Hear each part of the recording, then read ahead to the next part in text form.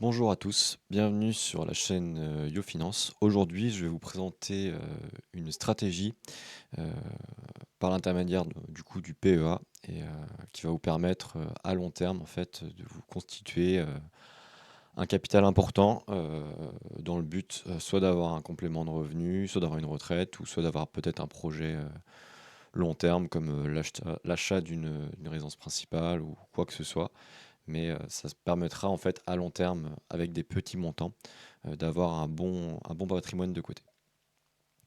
Donc avant tout, c'est quoi le pourquoi de ma chaîne? Parce que vous ne devez pas connaître YoFinance. J'ai créé cette chaîne pour décomplexifier le monde de la finance, sortir d'une croyance que beaucoup partagent et que j'ai partagée pendant un petit moment, qu'il est difficile d'investir, que c'est réservé à une élite, qu'on est obligé de passer par des professionnels, par des experts, notamment des banquiers qui, à mon sens, ne sont pas forcément dans tous les cas les meilleurs conseillers, euh, et qu'on ne peut pas faire par soi-même, en fait, tout simplement. Et mon but aussi, c'est que je veux apporter mon aide, car aujourd'hui, sur les marchés, euh, je veux partager mon expérience que j'ai acquis depuis plus de 10 ans, tout simplement. Donc ça, c'est un peu mon pourquoi. Pour qui cette vidéo est dédiée aujourd'hui? Euh, Elle va être dédiée aux personnes qui n'ont pas forcément le temps d'investir, et on est tous aussi un peu feignants et qu'on a toujours tendance à reporter des choses à demain. On procrastine tout simplement. Aussi, dans un premier temps, ça va être pour des personnes qui ont déjà réussi à gérer leurs finances personnelles. Qu'est-ce que j'entends par réussir à gérer ses finances personnelles? J'entends que vous n'avez pas de découvert sur vos comptes bancaires. Vous avez réussi à constituer ce que j'appelle soit un fonds de précaution ou un fonds d'urgence pour tous les aléas de la vie. Et du coup, l'argent que vous investissez, c'est pas de l'argent c'est de l'argent que vous n'avez pas besoin tout de suite. Souvent, certaines personnes vont dire que c'est de l'argent qu'on peut perdre sur les marchés. Moi, j'aime pas cette expression parce que c'est un autre mindset qui est pas le mien. C'est de l'argent qu'on n'a pas besoin tout de suite. Donc, c'est de l'argent qui est important pour nous, mais qu'on n'a pas besoin tout de suite. Du coup, on va pas faire n'importe quoi avec. C'est l'idée que j'ai derrière. C'est aussi dédié à des personnes qui, dans 10-15 ans, ou qui aujourd'hui actuellement, regrettent de ne pas avoir agi il y a 10 ou 15 ans, si vous avez ces âges-là, ou si dans 10-15 ans, vous pensez que vous pourriez regretter de ne pas avoir agi aujourd'hui. Car on verra ça par la suite dans cette présentation, mais il n'y a pas de mauvais moment pour investir. Donc pour ça, et dernière personne à qui je pense que ça peut être vraiment intéressant de suivre cette vidéo et de mettre en action, c'est aux personnes qui ont peur en fait de perdre de l'argent et qui aujourd'hui sont paralysées par cette peur et n'investissent pas et ne font pas d'action dans ce sens, parce que on peut investir, comme je dis, sur les marchés financiers, mais là aujourd'hui, juste en suivant la vidéo, vous faites un investissement, et cet investissement est à mon sens le premier euh, des investissements à faire, c'est l'investissement sur soi, donc sur de la formation. Donc voilà ce que je voulais vous dire pour commencer. Je vais aussi vous dire un investissement que je dois euh, vous faire par rapport à ce qu'on appelle l'AMF. Donc je ne suis pas conseiller en investissement. L'investissement comporte des risques, et vous dire le contraire serait totalement faux. Tous les investissements, peu importe l'investissement que vous ferez, comportent toujours des risques, et c'est d'autant plus dangereux quand vous ne savez pas quels sont ces risques. Et justement, pour ça, vous devez faire vos recherches avant d'investir. Donc la parenthèse est fermée. Donc ce contenu est mon expérience personnelle, mon point de vue, et c'est un contenu à but éducatif. Euh, donc voilà. Alors pour commencer, donc PEA plus DCEA sur 3 ETF, commencer simple, tenir 20 ans. Ça va être vraiment l'idée qui y aura derrière cette présentation, c'est de tenir longtemps. Et pour ça, moi je pense que ça passe que par une seule chose, c'est que comme on est feignant et qu'on procrastine souvent, c'est qu'on va mettre le maximum de choses en place pour déjà ne pas avoir procrastiné, et pour pas que ça dépende trop de notre motivation, de nos émotions, quoi que ce soit. Le but, c'est que ça soit le plus automatique possible, même si on verra qu'on a quand même quelques difficultés aujourd'hui et que je pense que dans quelques années, il y aura plus ces difficultés-là. C'est pour ça qu'on peut déjà mettre en place un certain nombre d'éléments pour y faire face, mais on verra ça par la suite.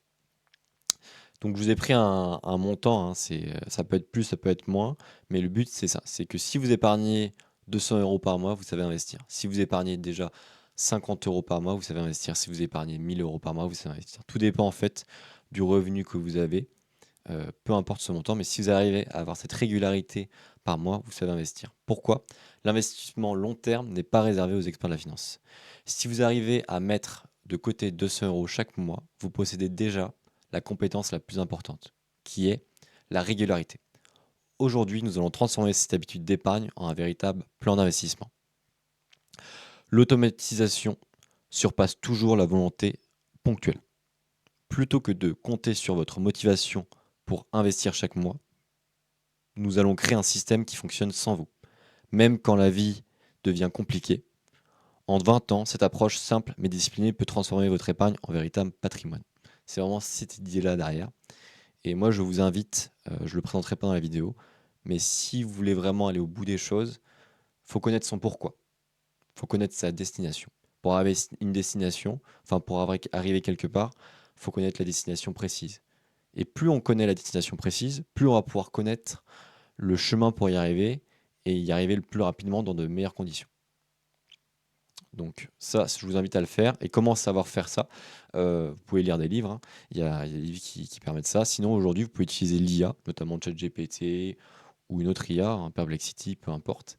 Et cherchez, vous tapez SMART. La méthode SMART, c'est une méthode qui va vous permettre de créer un objectif, d'écrire un objectif qui sera spécifique, mesurable, atteignable, réaliste, temporel. Et en respectant ça, à la fin, vous allez pouvoir créer une phrase qui sera très très pertinente et qui vous permettra d'avoir un objectif. Bah, moi, je vous conseille de faire ce SMART-là pour qu'est-ce que vous cherchez en investissement?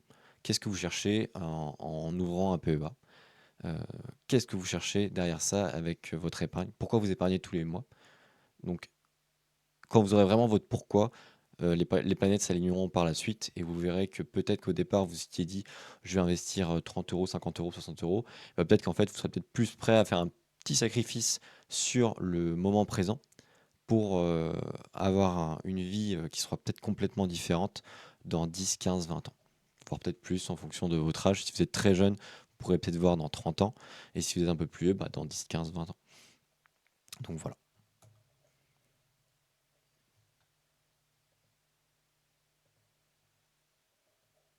Alors, le coût silencieux de l'inaction. Ça, c'est une chose que je voulais vous présenter aussi avant. C'est pas pour vous faire peur, c'est la réalité aujourd'hui. Et il faut savoir aussi qu'on a quelques croyances limitantes ou convictions, peu importe comment on veut les appeler, qui font qu'on n'avance pas dans la vie, en investissement notamment.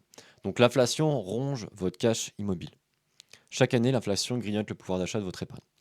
Avec une inflation moyenne de 2 à 3 par an, 10 000 € sur votre livret A perdront 25 de leur valeur réelle en 10 ans. Votre argent en sécurité s'appauvrit silencieusement. Ça, faut le savoir. Déjà, si vous savez pas ce que c'est l'inflation, en fait, c'est le fait que tous les ans, vous allez perdre en pouvoir d'achat. C'est-à-dire qu'avec 100 €, vous pouvez acheter 100 € de marchandises aujourd'hui. Si, cette année, il y avait 10 d'inflation, et ben l'année prochaine, ces mêmes 100 €, vous pourriez acheter que 90 € de marchandises de valeur aujourd'hui. C'est-à-dire que vous allez perdre de la valeur là-dessus. Il faut savoir que, 2 à 3 d'inflation, c'est une moyenne qui est faite par an. On a un petit problème aujourd'hui, notamment avec l'inflation et faut pas aller chercher très loin. C'est qu'aujourd'hui, le calcul de l'inflation, il change souvent tous les ans. Ce qui fait que pourquoi on le change ce calcul? Parce qu'il y a certaines autorités, certaines, institutions qui sont chargées de limiter l'inflation à 2 à 3 pour permettre, notamment que l'économie aille bien. Et comme ils n'y arrivent pas, je dis pas que c'est la facilité, hein, mais souvent c'est un peu le cas. Ils n'y arrivent pas aujourd'hui parce que c'est très compliqué, qu'on est dans une économie de la dette, et cetera. Et ben, ils changent ce calcul pour arriver à ce montant. Vous avez des sites comme Trueflation, qui est un site, anglais qui vous permet de savoir l'inflation réelle. Il faut savoir qu'aujourd'hui, sur les quelques dernières années, souvent le calcul officiel donnait à 3 à 4 d'inflation. Sur ces sites-là, on arrivait sur 8 à 10 d'inflation. Et ce qu'il faut savoir, c'est que dernièrement, depuis le Covid-19, la quantité monétaire qui a été créée, sur ces 6 dernières années est quasiment la même quantité monétaire qui a été créée sur, plus de 15 ans. Ce qui fait qu'aujourd'hui, quand on crée beaucoup de monnaie, bah, mécaniquement, si on détruit pas la monnaie derrière, et c'est pas le cas, et bah, la valeur de cette monnaie va, enfin la quantité de cette monnaie qui a été créée va réduire la valeur de la monnaie qui est déjà existante. Ce qui fait que la monnaie que vous avez sur vos comptes va perdre de la valeur. Et il y a différents moyens pour éviter, pour anticiper et faire face à cette perte de valeur, c'est investir. Parce que souvent, l'argent qui est créé, au départ, il va servir à payer les entreprises, il va servir peut-être à consommer, il va servir peut-être un petit peu à la croissance, mais cet argent, il va se trouver souvent toujours au même endroit. C'est où? C'est sur les marchés financiers. Ce qui fait que ça fait monter les marchés financiers. Et si on est investi sur les marchés financiers, on profite en fait de cette inflation qui fait monter nos investissements. Encore faut-il être investi au bon endroit. Et ça sera un autre sujet qu'on verra dans la vidéo. Ensuite, time in the market surpasse toujours timing in the market. Les études montrent qu'il vaut mieux investir régulièrement sur 20 ans que d'attendre le bon moment pour tout placer d'un coup. Le temps est votre meilleur allié, pas la prédiction des marchés. Et ça, c'est vraiment important. J'ai parlé d'un premier critère en investissement, c'est la régularité. Le deuxième critère qui paye et qui fait que vous êtes un investisseur qui va bien réussir sur les marchés financiers, c'est le temps. C'est pas forcément vos compétences, loin de là. Il y a des gens qui sont très très compétents en investissement et qui sont pas rentables. Il y a des gestionnaires de portefeuille, on pourra voir, hein, si dans une autre vidéo on pourra le voir, d'ailleurs j'en parlerai, la majorité des gens qui font de la gestion de portefeuille sont moins performants que le marché. Et c'est pour ça on aura cette optique-là aujourd'hui, c'est que nous on va être le marché. Donc il faut savoir que vos compétences n'auront pas vraiment d'importance à long terme. La seule différence qu'il va y avoir entre un investisseur qui va être rentable et un investisseur qui va pas l'être souvent, c'est que l'investisseur qui va être rentable, ça fait très longtemps qu'il est là, et il a été régulier dans sa manière de faire. Il a su, et ça c'est le plus important, on ne cherche pas à faire d'énormes gains en investissement, on cherche toujours à prendre les risques nécessaires pour faire ses gains, et vaut mieux ne pas investir que investir pour perdre de l'argent. Ça c'est un truc aussi. Le but c'est de durer l'investissement. L'investissement c'est un marathon, c'est pas un sprint. Donc voilà. Donc time in the market, timing in the market. La différence c'est que le timing, c'est très compliqué de savoir à quel moment entrer sur un marché. Moi, je connais bien ces choses-là parce que j'ai fait ce qu'on appelle de l'analyse fondamentale, de l'analyse psychologique et de l'analyse technique. Et même ayant fait tout ça, sur du très long terme, est-ce que je réussis à battre les marchés par rapport à quelqu'un qui est resté pendant 10 ans? Ça sera très compliqué. Il y a très peu de personnes qui y arrivent. Sur un coup, on peut réussir, mais sur l'ensemble d'un portefeuille, c'est vraiment très compliqué. Donc, si on sait que c'est très très compliqué, pourquoi pas juste suivre le marché qui donne des très bons rendements. Et ça, on en parlera par la suite. Donc quelques mythes qui me paraissent importants à dire pour pas que vous les ayez, notamment en conviction, en croyance limitante, dans votre esprit. Premier mythe qui est faux, il faut être riche pour investir. C'est totalement faux. Aujourd'hui, c'était peut-être vrai il y a quelques années. Aujourd'hui, la majorité, pour parler du PEA, vous aurez avec 10 euros, vous pouvez faire un premier virement sur un PEA et investir. Tout dépend du PEA. Et là, on verra qu'il y a des PEA qui sont adaptés à certains types d'investisseurs en fonction du montant que vous souhaitiez soit investir à court moyen terme ou soit de l'argent que vous mettez dès le début. Donc, il faut être riche pour investir? Non, c'est pas vrai. 200 euros par mois suffisent largement pour commencer et construire un patrimoine solide sur le long terme. Je dirais même 100 euros. 100 euros par mois, ça suffit. Et au pire, même au début, hein, si vous commencez avec 150 euros, 20 euros, 30 euros par mois, vous allez créer une habitude. Et le jour où vous aurez un peu plus de revenus, où vous aurez mieux géré vos finances personnelles, vous allez pouvoir investir un peu plus. Et petit à petit, ça va permettre d'avoir des montants qui seront importants. Et vous y arriverez sans souci. Pas besoin d'être riche pour investir. Mythe numéro 2, qui est faux. C'est trop technique. Et là, on va voir la stratégie qu'on va voir aujourd'hui et la façon de faire 3 ETF dans un PEA avec un virement automatique. C'est très, très, très, très simple. Ça peut paraître compliqué au début, je le conçois. Vous pouvez avoir comme quand vous voyez des chiffres pour certains ou pour d'autres, sur d'autres domaines, avoir des réticences et se dire ah non, c'est pas fait pour moi. Mais il n'y a que vous qui se dites ça. En réalité, c'est fait pour tout le monde. Il y a vraiment pas de souci avec ça. Faut essayer d'avoir une meilleure image de soi, notamment au niveau de l'investissement, et se dire que c'est complètement fait pour moi. Comme je vous l'ai dit au début, si vous vous reconnaissez dans la description que j'ai fait des personnes pour qui est dédiée cette vidéo, s'il y a un critère dans lequel vous vous reconnaîtrez, c'est fait pour vous. J'ai pas fait une liste exhaustive, hein, peut-être qu'il y a d'autres critères, mais logiquement, j'ai fait quand même c'est assez large, hein. Vous ayez un niveau débutant à modéré, vous vouliez pas passer trop de temps, que vous des fois vous sentez que vous passiez pas à l'action, c'est fait pour vous. Donc ça, c'est toute la complexité. Un virement automatique, ça va vous prendre, une fois que ça sera mis en place, le virement automatique vous prendra plus de temps. Il y aura juste le temps, ça sera soit d'acheter les ETF à la main ou soit si vous avez le courtier qui qui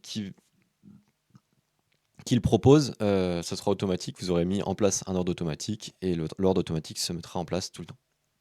Mythe numéro 3, il faut suivre l'actualité. L'investissement passif fonctionne justement parce qu'on ignore le bruit médiatique quotidien. Donc, comme je vous l'ai dit juste après, en fait, comme vous avez un investissement qui va être passif ou semi-passif, parce que de temps en temps, vous aurez juste à faire ce qu'on appelle un rééquilibrage et juste passer un ordre, donc ça sera semi-passif, mais c'est beaucoup plus passif qu'un investissement passif en immobilier. Euh, vous n'aurez pas besoin de suivre l'actualité. Et même moi, j'irais beaucoup plus loin, c'est que moi, personnellement, je suis très peu l'actualité. Euh, Il y a quelques petites choses que je vais suivre, ce qu'on appelle le calendrier économique, les grosses annonces, mais parce que ça, c'est pas. Moi, je fais pas de l'investissement passif, je fais de l'investissement actif.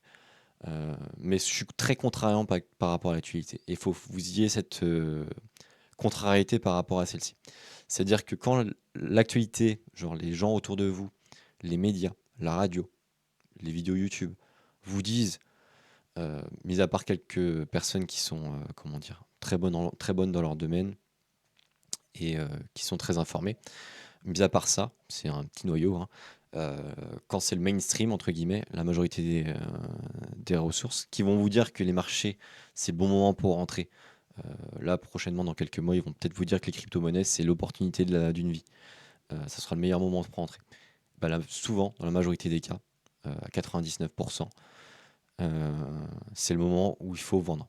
C'est le moment où il faut sortir. Et à l'inverse, dans quelques années, peut-être dans 2 ans, quand il y aura une crise financière par rapport à la dette, comme il y aura dans quelques années forcément, ou une crise financière par rapport à l'inflation peut-être, et qu'on vous dira c'est le meilleur moment pour vendre vos actions parce que là il faut vendre avant que ça baisse encore plus. Et bah comme ça a été le cas en 2019, comme ça a été le cas pendant les années 2012-2015, comme ça a été le cas en 2008, comme ça a été le cas dans les années 2000, enfin peu importe. Tous les 10 ans, il y a 2 ou 3 crises, souvent deux crises ou deux flash cracks ou deux choses qui font que les marchés baissent. Et bah, c'est ces moments-là où, entre guillemets, c'est l'opportunité d'une vie. Vous pouvez faire des multiples, des gros multiples, et c'est à ces moments-là qu'il faut acheter. Les médias vous disent qu'il faut vendre, les gens autour de vous ont peur et vous transmettent leur peur et vous disent qu'il faut vendre, et bah, c'est à ces moments-là qu'il faut acheter. C'est très compliqué psychologiquement quand on n'a pas euh, toutes les connaissances qu'on peut avoir ou qu'on n'a pas beaucoup d'expérience, mais il faut être contrariant par rapport à ça. Et l'autre chose qu'il faut savoir aussi par rapport à l'investissement, c'est que faut pas regarder tous les jours. C'est le meilleur moyen de se prendre la tête, le meilleur moyen pour investir. Et les meilleurs investisseurs, c'est les investisseurs qui sont morts. C'est les gens qui passent très peu de temps sur leur portefeuille, qui l'ont oublié et qui reviennent dans 20 ans et qui voient ce que ça a donné. On poursuit. Votre destination, la sérénité financière. Donc la sérénité financière, peut-être pour vous, ça ne veut rien dire. On pourrait changer ce terme, on pourrait mettre la liberté financière, l'indépendance financière, le succès, la réussite, peu importe quel est le nom que vous aurez donné, c'est vraiment cette idée-là. Moi, la sérénité financière, j'aime bien ce terme parce que ça a deux choses, deux connotations. C'est que on est psychologiquement, on est serein. La sérénité financière, alors que la liberté, c'est un peu autre chose. Et ça apporte d'autres choses. L'objectif n'est pas de devenir trader ou de battre les marchés. Votre destination, c'est la sérénité financière. Savoir que votre argent travaille pour vous de manière automatique, sans stress ni décision émotionnelle. Et je dirais même en passant le moins de temps possible. Parce que notre temps, c'est notre ressource qui est le plus importante. Et si on peut le passer à faire des choses qui nous animent, parce qu'on n'est pas tous des gens qui adorent l'investissement, on n'a peut-être pas envie de tous passer du temps là-dessus. Et du coup, si on a envie de passer du temps avec les gens qu'on aime ou faire une passion ou notre mission de vie, bah, c'est beaucoup plus important à mon sens. Et c'est pourquoi cette stratégie est faite pour vous. Votre cap à long terme. Dans 20 ans, vous voulez regarder votre PEA avec le sourire, pas avec de l'angoisse de savoir si vous avez fait les bons choix. Cette stratégie éprouvée vous donne cette tranquillité d'esprit. Il y a beaucoup de recherches qui ont montré que le TCA, ce qu'on parlera par la suite, est efficace à long terme.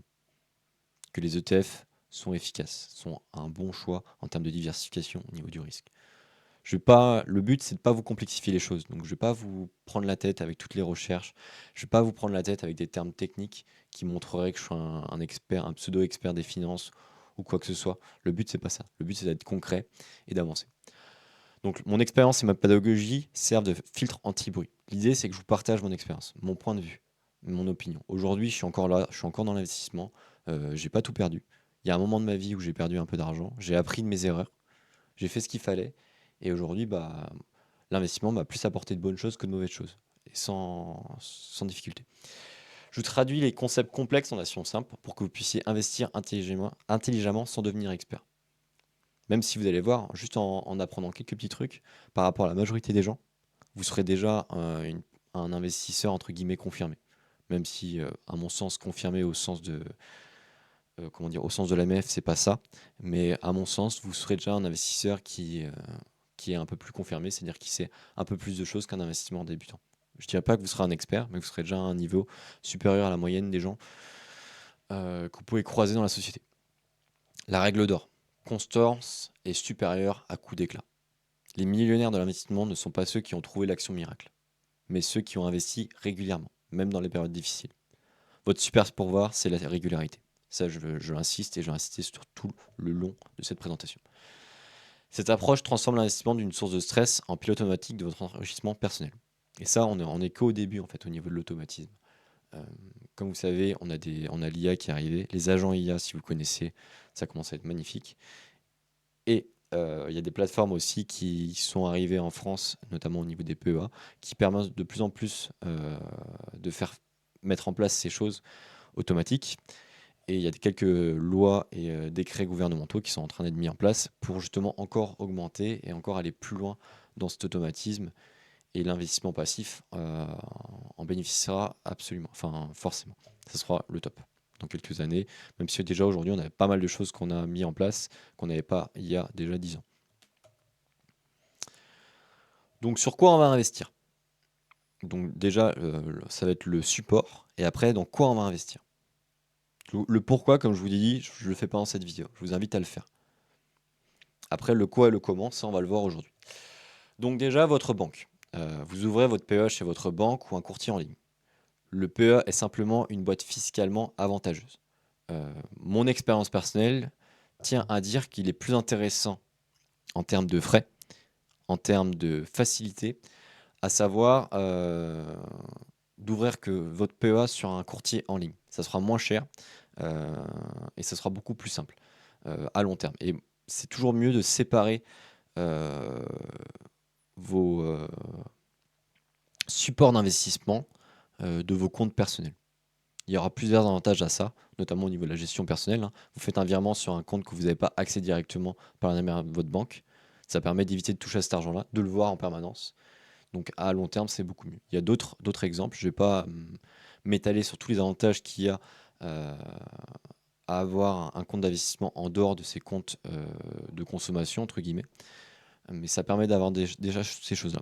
L'autre chose qu'il faudra faire, et ça je pense je suis sûr, je ferai une vidéo dédiée pour choisir le meilleur PEA par rapport à votre profil d'investisseur. Parce qu'il y a d'autres choses qu'il faut se poser comme question. Par exemple, sur mon PEA, est-ce que je vais investir avec mon téléphone? Est-ce que je vais investir avec un ordinateur? Donc déjà, la plateforme du PEA, en fonction du courtier chez qui vous allez, il y en a une qui sera plus adaptée sur un ordi et d'autres qui seront plus adaptées sur un téléphone. Est-ce que à court moyen terme, je souhaite améliorer mes compétences en investissement et je souhaite avoir l'accès gratuit ou à un tarif privilégié à certains outils techniques pour pouvoir analyser les graphiques. Quel est le montant minimum d'ordre d'achat sur mon PEA? Ça, c'est des choses à savoir. Quel est le montant des frais qu'il y a par ordre? Est-ce que c'est un montant basique, 1 euro par ordre? Je pense à Trade Republic, pardon. Ou est-ce que c'est un pourcentage? et quelles sont les, comment dire, les échelles de pourcentage. Parce que souvent, il y a des tranches. C'est-à-dire que de 0 à 500 euros, vous allez peut-être avoir un pourcentage au niveau de l'ordre. De 500 euros à 1000 euros sur un ordre, vous allez avoir un autre pourcentage. À partir d'une certaine somme, ce sera un pourcentage minimum ou un prix minimum. Et bah, toutes ces choses-là, on le verra dans la vidéo pour choisir son PEA. Mais ça, c'est l'idée. Première chose, on trouve notre PEA. Deuxième chose, qu'est-ce que le PEA? Et là, je vais vous le présenter très rapidement. On en parlera un peu plus au niveau de l'avantage, enfin l'abattement fiscal qu'il y a, notamment au niveau des revenus et qu'est-ce que vous payez comme impôt. Mais pour être très synthétique et très simple, le PEA, c'est quoi? C'est une enveloppe fiscale qui vous permet d'investir dans des actions et ETF éligibles. Vous pouvez investir dans d'autres choses sur le PEA, mais c'est principalement ça que ça donne accès. Après 5 ans, gros avantage fiscal sur les gains. Donc la règle pour le PEA, c'est 5 ans. Pourquoi aujourd'hui le PEA est plus intéressant pour vous que les autres choses? Bah, l'avantage du PEA, c'est que par rapport à d'autres supports d'investissement, c'est que l'avantage, c'est un des 20 avantages que vous allez avoir le plus rapidement, 5 ans. Une assurance vie, c'est 8 ans. Donc déjà, c'est un avantage. L'autre avantage, c'est que ça vous permet d'avoir accès du coup à des actions et des ETF, que vous pouvez le gérer vous-même. Ça aussi, c'est avantageux. Et que les frais sont pas trop élevés. Et que vous bénéficiez du coup de l'avantage fiscal. Ça, ce serait pour vraiment être le plus rapide possible. Et il faut se dire aussi, c'est que demain, même si aujourd'hui, actuellement, vous n'avez pas encore mis en place la régularité, vous ne savez pas mettre de côté régulièrement de l'argent, moi, ce que je vous invite à faire, c'est que choisissez votre courtier, donc un PEA en ligne, pour donner quelques noms. Vous avez Bourse Direct ou Trade Republic ou d'autres. Choisissez un, faites un premier virement, même si quand vous dites que c'est que dans un an que vous allez pouvoir être régulier. L'avantage, c'est que le premier virement qui va arriver sur le PEA, le compteur va commencer à tourner. Les 5 ans vont commencer à tourner. Et que même si vous investissez dans un an plus tard, bah, vous aurez gagné déjà une année qui permettra dans 4 ans, si vous avez envie de sortir, même si le but, moi je vous dis, hein, c'est de rester 15 à 20 ans minimum. Bah, si vous voulez sortir une plus-value, vous bénéficierez de cet avantage, cet abattement fiscal qu'on verra par la suite. Ensuite, une fois que vous aurez choisi votre PEA, vous aurez bien compris ce que c'est. On va expliquer du coup maintenant ce que c'est un ETF. Parce qu'à mon sens, on investit dans ce qu'on comprend. C'est la base. Si on ne comprend pas dans quoi on investit, c'est très très mauvais. Très très très très mauvais. Et c'est pas recommandé. Donc on va investir dans ce qu'on comprend. Donc là, je vais vous expliquer très simplement ce qu'est un ETF, sans parler de mots techniques, sans utiliser de termes en anglais, sans dire que si, que ça. Parce que les ETF, on verra qu'il y a des ETF synthétiques, des ETF physiques. On va pas parler de tout ça. C'est pas le but. Là aujourd'hui, on va juste dire ce que c'est un ETF. Notamment un ETF diversifié. Mais de base, par sa construction, un ETF est diversifié. Qu'est-ce que le mot diversifié en investissement? Diversifié, c'est-à-dire qu'on ne met pas tous nos œufs dans le même panier. Donc on va l'illustrer. Un ETF, c'est comme un panier contenant des centaines d'entreprises. Au lieu d'acheter une action à la fois, vous achetez tout le panier d'un coup. Je vais prendre un exemple très simple. Aujourd'hui, vous avez des ETF qu'on appelle 440. 440, c'est quoi? C'est les 40 plus grosses entreprises en France. Le CAC 40, quand il est à 8000 points, vous pouvez remplacer le mot point par euro. Il faut dépenser 8000 euros si vous achetez, enfin c'est la somme des prix de chaque action du CAC 40. C'est-à-dire que j'achète une action dans chaque entreprise du CAC 40, donc j'achète 40 actions, et bien la somme de ces 40 actions me donne 8000 euros. Si le CAC 40 est à 8000 points. S'il est à moins, ça me donnera moins. S'il est à plus, ça me donnera plus. Et ben, quel est l'avantage des ETF? C'est qu'aujourd'hui, les ETF qui sont vendus, ETF 440 à peu près à 15 euros, et ben, ils vous permettent en fait de suivre la variation du CAC 40. C'est-à-dire que pour la somme de 15 euros, vous allez suivre la variation des 40 entreprises en entier. Et ça, c'est top. Vous n'avez pas besoin d'utiliser en fait tout, enfin de dépenser la somme de 8000 euros pour avoir une entreprise de chaque pour suivre la variation. Vous allez pouvoir, pour la modique somme de 15 euros, 20 euros, 30 euros, peu importe, suivre ça. Et tout ça avec un frais qui sera assez faible. Ça, on en reparlera aussi dans une autre vidéo quand on verra comment suivre, enfin comment choisir un ETF. Et ça, je ferai une vidéo là-dessus avec les frais, etc. Là, on est au tout début, hein, donc il faut savoir que ça va être petit à petit. Mais on verra ça par la suite. Donc l'avantage, c'est faut se dire ça, c'est qu'avec un ETF pas cher, j'arrive à m'exposer par exemple à 40 entreprises dans cet exemple-là. On verra qu'il y a des ETF SP 500, donc les 500 plus grosses entreprises aux États-Unis. Pour la même somme, vous pouvez vous exposer. Il y a des ETF qu'on appelle MSCI World, donc qui vous permettent de vous exposer à l'ensemble du monde entier. Souvent, c'est les 1500 plus grosses entreprises au niveau mondial, des fois plus, pour une modique somme en fait. Et ça, vous pouvez vous diversifier pour très peu. Donc c'est hyper intéressant. Mais du coup, il y a une autre chose aussi qu'il faut faire attention avec la diversification, c'est que trop de diversification tue la diversification. Et ce qu'il faut faire aussi attention, c'est que des fois, on va acheter 3 ETF différents. Mais au bout du compte, ce qu'on appelle le sous-jacent, donc ce qu'il y a dans l'ETF, vous l'aurez dans les 3 ETF. Donc là, vous n'êtes pas du tout diversifié. Donc c'est des choses à petit prendre en compte. Ça, on en parlera par la suite dans d'autres vidéos. Aujourd'hui, c'est vraiment le but, à la fin de cette vidéo, c'est que vous sachiez ce qu'est un PEA, ce qu'est un ETF, et la stratégie qu'il faut faire et mettre en place pour, entre guillemets, assurer ses arrières dans 10, enfin, moi je dirais 20 ans, dans 20 ans. Ça, c'est vraiment le but de cette vidéo. Donc, on poursuit. Donc, pourquoi pourquoi cette combinaison est gagnante? Le PEA vous protège du fisc, enfin, entre guillemets, après 5 ans de détention. En fait, il va vous protéger d'un impôt sur le revenu après 5 ans de détention. Et pendant ces 5 ans, vous allez pouvoir faire des allers-retours si vous avez envie, même si ce n'est pas le but. Et moi, je ne vous conseille pas du tout de faire ce qu'on appelle les allers-retours, c'est du stop picking, c'est faire de l'achat-revente. Moi, je ne vous conseille pas du tout de faire ça au début. Mais le PEA, il faut savoir qu'il vous protège. C'est-à-dire que tant que vous restez dans le PEA, si vous êtes un achat-revente, une plus-value, vous pourrez réinvestir votre plus-value sans payer d'impôts et du coup bénéficier des intérêts composés. Oula, intérêts composés, quel est ce mot? On en parlera par la suite. Les ETF vous donnent accès à des milliers d'entreprises mondiales pour quelques euros par mois avec des frais ridiculement bas, souvent moins de 0,2% par an. On verra, il y a différents termes de frais sur les ETF. Il y a des ETF qui sont un peu plus bas, des ETF qui sont un peu plus hauts. Tout dépend du sous-jacent que vous avez dans votre ETF et la méthode aussi de réplication de cet ETF. Concrètement, vous versez 200 euros sur votre PEA qui achète automatiquement vos ETF selon votre répartition. Vous dormez tranquille, vos ETF répliquent la performance des marchés mondiaux. Ça, c'est ça. Il y a un investisseur qui a créé en fait ces ETF, c'est Bogle. Il a dit une phrase, je n'ai plus la situation exacte, mais pourquoi? Parce qu'il faut savoir que toutes les actions dans un indice ou dans un indice, toutes les actions ne performent pas. Souvent, sur un indice, il y a à peu près 30% des actions qui performent et 70% des actions qui sous-performent. C'est-à-dire qu'en fait, à peu près, vous avez 30% de chances de trouver une bonne action, mais vous avez surtout 70% de chances de vous tromper en cherchant dans un indice. Et lui, il a dit, par rapport à ça, pourquoi chercher une aiguille dans la meute de foin quand on peut prendre la meute de foin?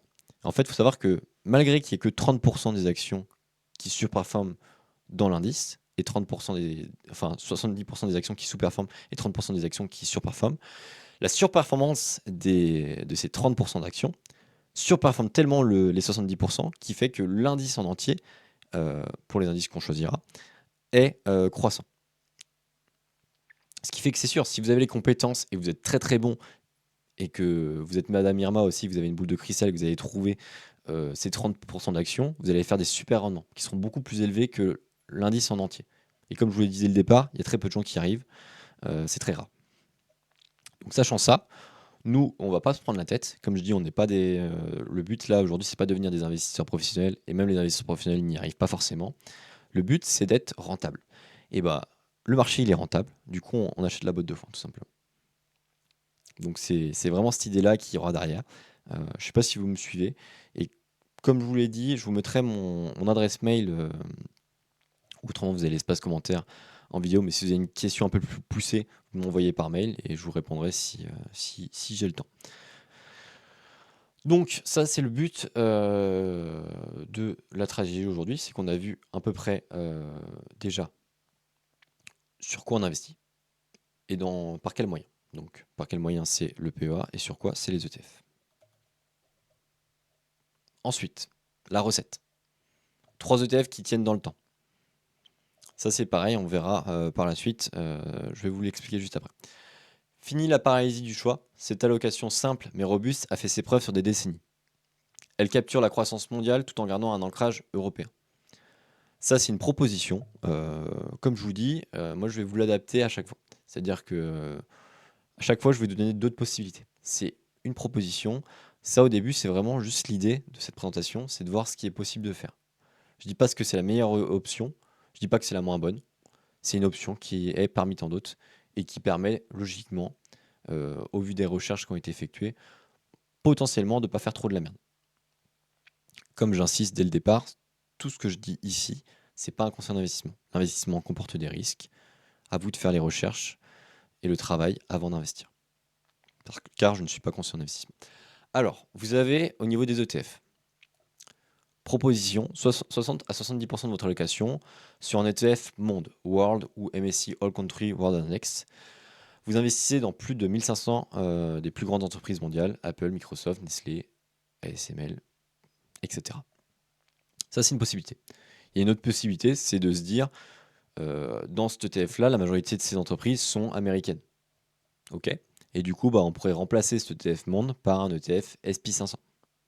Si on cherche plus de volatilité, et on cherche la volatilité, quoi? C'est la variation, en fait, la variation de valeur sur un indice. Et souvent, c'est aussi significatif. Enfin, c'est volatilité, souvent, une grosse volatilité est égale à risque. Si on cherche un peu plus de performance, de volatilité, etc., on pourrait peut-être partir sur un indice Nasdaq 100, qui est le 100 plus grosses entreprises technologiques aux États-Unis. Ça peut être une idée. Je dis pas que c'est la meilleure idée. Moi, je pense que pour commencer au départ, c'est plus intéressant de rester soit sur un indice SP500 à 60-70%, ou soit sur un indice MSCI World. Deuxième intérêt, si on est sur le SP500, c'est que du coup, sur une répartition 20 à 30% en Europe, vous n'aurez pas les mêmes actions dans les deux.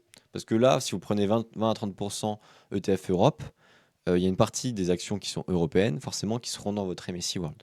Donc là, l'avantage, la diversification, elle n'est pas ouf. Même si vous avez une très belle diversification, faut dire les choses. Entre une personne qui a que 3 actions dans son portefeuille et une personne qui a 3 ETF, au niveau de la diversification, elle est énorme. Il n'y a pas photo. Même si 3 actions, des fois, si elles sont bien choisies, peuvent permettre d'avoir une belle diversification. S'il y a une décorrélation, c'est-à-dire un non-lien entre la variation de valeur de ces actions en termes de prix en fonction des cycles économiques, ça peut être très très intéressant. Je ne veux pas essayer de complexifier les choses, donc j'essaie de me retenir un peu pour rester le plus simple possible. Donc ici, il y a une proposition 20 à 30% au niveau européen. Donc surpondération de votre région pour équilibrer la forte présence américaine du world. Et l'autre petit avantage qu'on peut y voir, c'est que SP500 World, souvent libellé, des actions qui sont vachement orientées aussi et qui dépendent vachement du dollar, même si je ne dis pas que les actions en Europe ne dépendent pas du dollar, mais elles sont libellées en euros. Donc il y a aussi une diversification au niveau monétaire, entre guillemets, entre l'euro et le dollar. Ça peut être intéressant. Et une petite dernière diversification dans cet exemple-là, qui peut être Small Caps Europe si vous cherchez un peu de performance, mais qui est beaucoup plus risqué. Et à mon sens, c'est plus intéressant de partir sur émergent, donc un ETF émergent, ce qu'on appelle souvent les ETF émergents Asia ou émergents BRICS, peu importe, qui vont permettre de être dans des pays qui sont dans les émergents. Donc les BRICS, donc on peut penser à la Chine, à l'Inde, au Brésil, à l'Afrique du Sud, à tous ces pays-là qui, de fait, qui soient avec une population grandissante, qui sont encore avec des économies qui se développent beaucoup plus que dans nos vieilles économies, ont des potentiels de croissance plus importants. Donc pourquoi pas en profiter, même si on peut voir que dernièrement, c'est pas ce qui a fait la meilleure performance. On peut mettre un petit bémol, c'est par exemple le MSCI India. Donc c'est un ETF en Inde, un indice en Inde. On peut voir qu'il a une très très belle performance sur les 20 dernières années, notamment par rapport au SP500.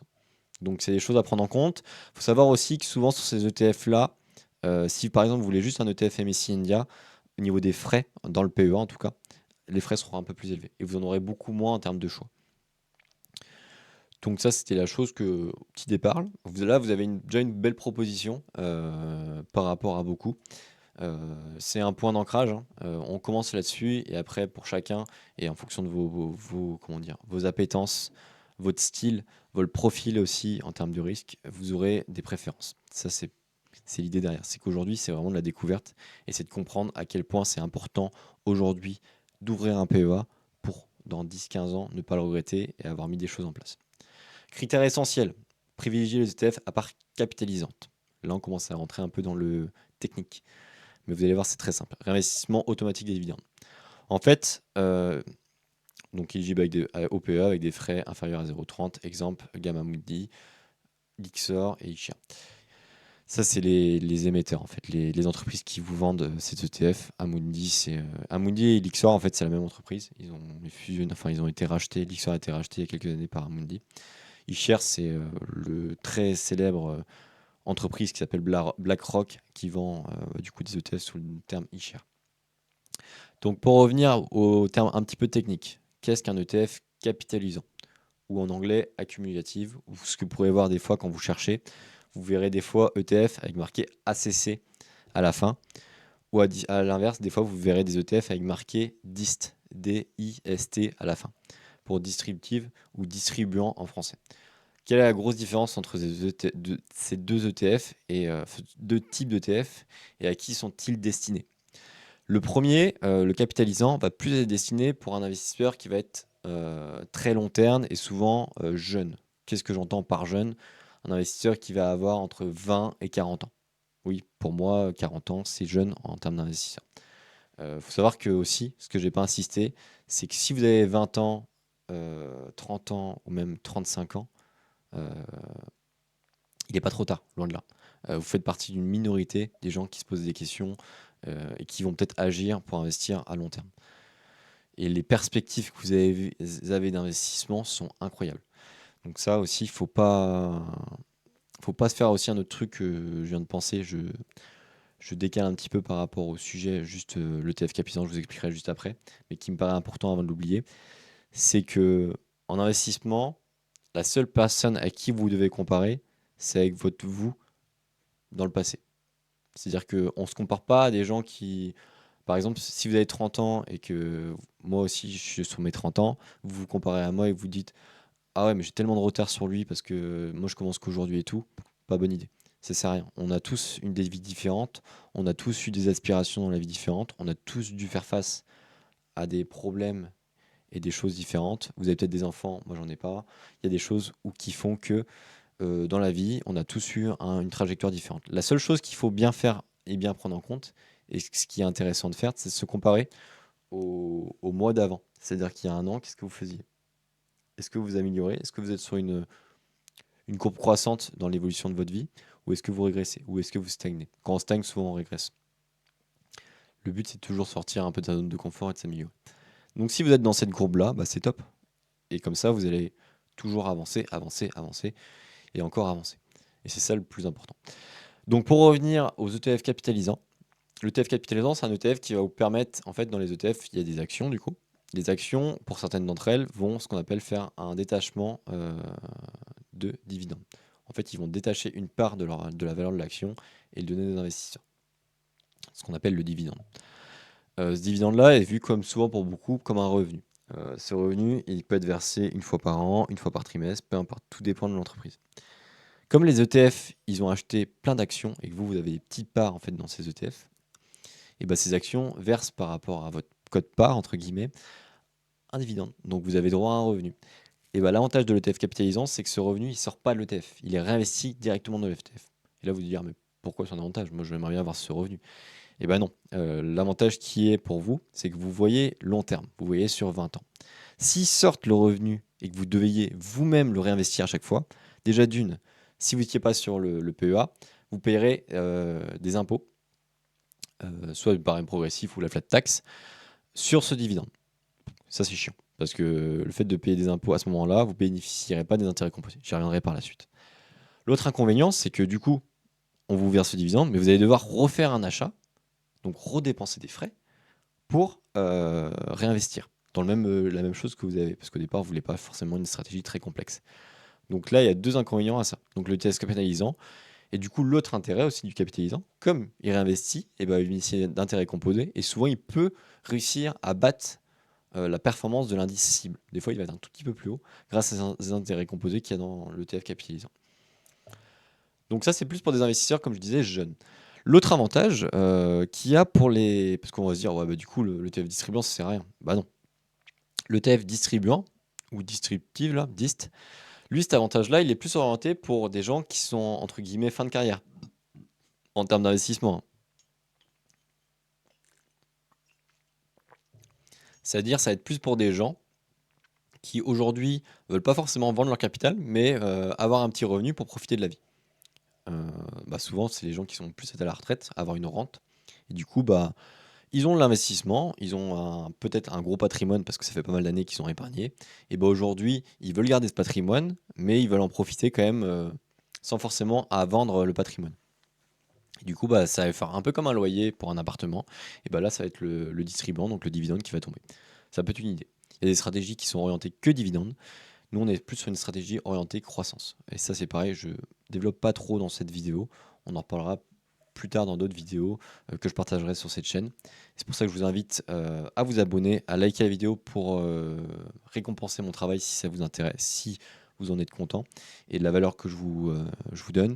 Et je vous invite aussi à activer la cloche des notifications. Comme ça, vous verrez les prochaines vidéos quand elles sortiront. Donc ça, c'est pour cette partie. Donc cette répartition 70-20-10 est un point de départ solide. Vous pourrez l'ajuster légèrement selon vos convictions. Mais l'important est de commencer avec quelque chose de simple et cohérent. Et plus c'est simple, plus c'est efficace souvent en investissement. On poursuit. DCA et automatisation, votre arme secrète. Donc là, DCA, terme technique, on va l'expliquer. Le dollar cost averaging, désolé pour mon anglais qui est éclaté, est votre super pouvoir contre les émotions et la volatilité. Principe. Vous achetez la même somme chaque mois, quoi qu'il arrive sur les marchés. 1. Donc là, on va essayer de faire étape par étape. Première étape, dans votre stratégie d'investisseur, virement automatique.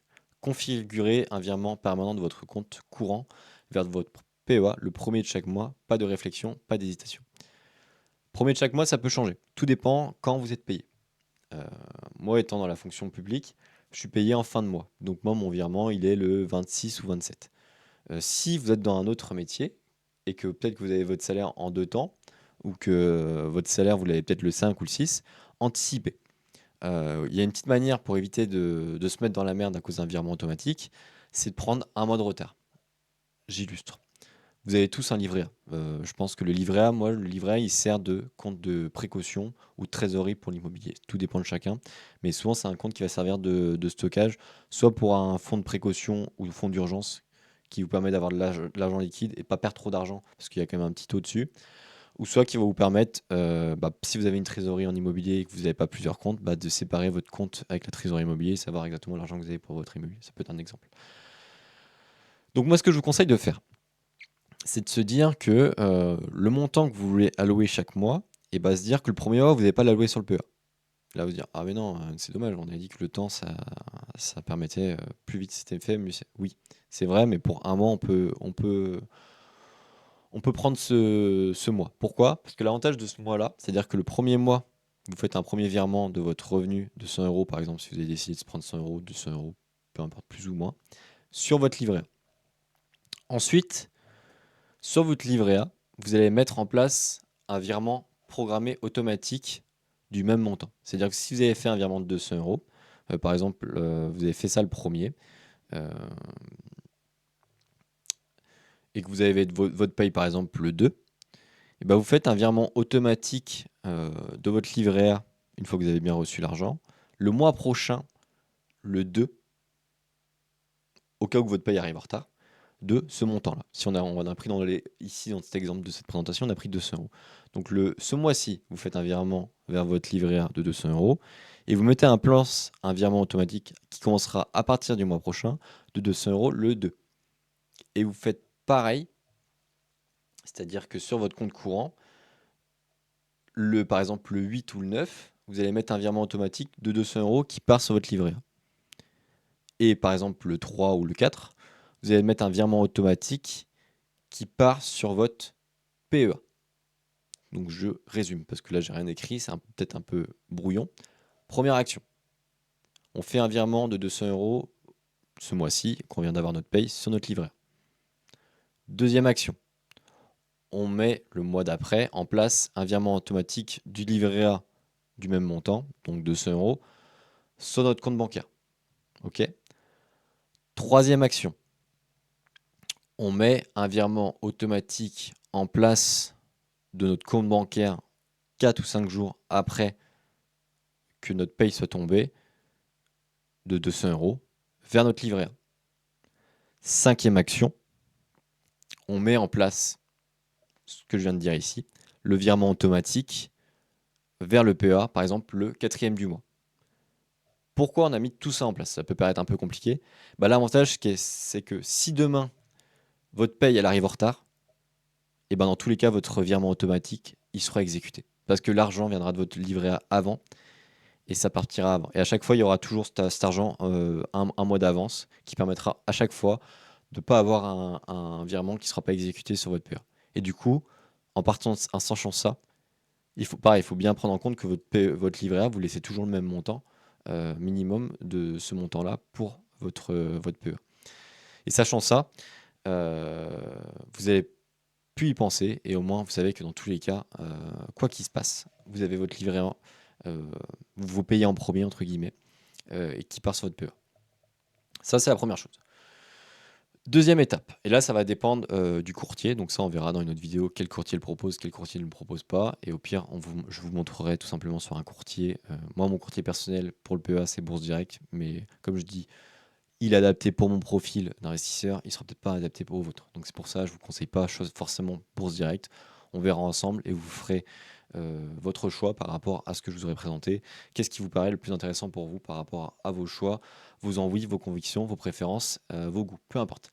Donc deuxième étape, ordre programmé. Donc en fonction de votre courtier, c'est possible ou c'est pas possible. Vous paramétrez votre achat automatique selon la répartition 70-20-10. Votre courtier exécute sans que vous y ayez y pensé. Si c'est possible, si c'est pas possible, bah vous prendrez 5 minutes ou 10 minutes en début de mois une fois que vous aurez vos fonds.